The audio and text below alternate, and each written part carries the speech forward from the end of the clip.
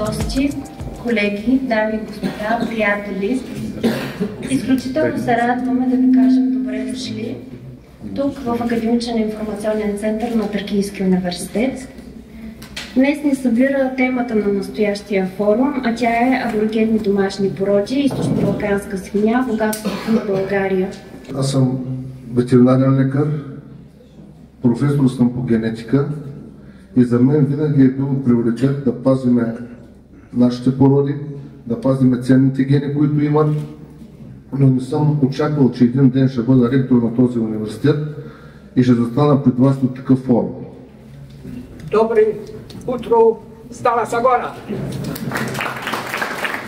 Today we are talking about a treasure, Bulgarian treasure. And these are the East Balkan swine or pigs. And as we talk about this agriculture sector, I put my working clothes on. Not a suit, just a tie.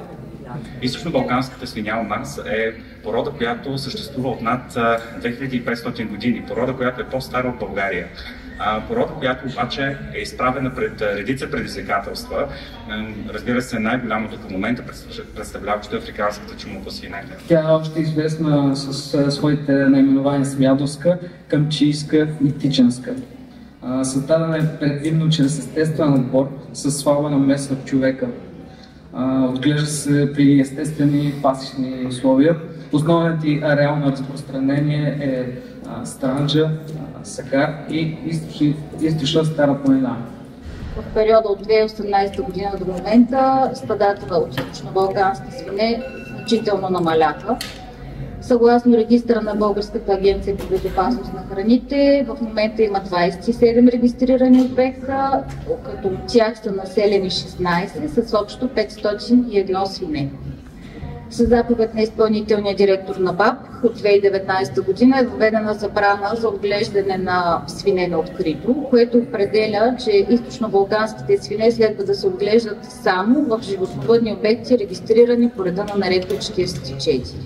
И аз съм убеден, че от днес ние стартираме реалното спасяване на една изчезваща порода в България, запазването на ценни гени.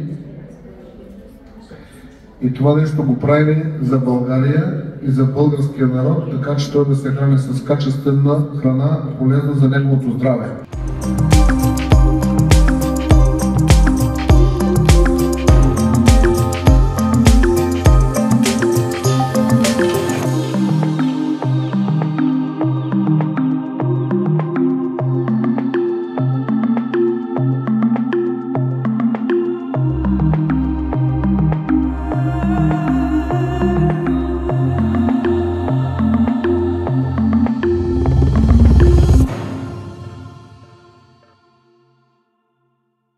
И това събитие, което днес е впечатляващо с близо 150 участници от България и чужбина. Това са представители на науката, представители на бизнеса, представители на образователните институции, представители на местната власт. Запазването на тези ценни гени, които носят тази порода и други български аборигенни породи, е едно предизвикателство и една възможност за бъдеще тези гени да бъдат използвани и животните, които ние ще използваме след време, да са изключително устойчиви на резките климатични промени.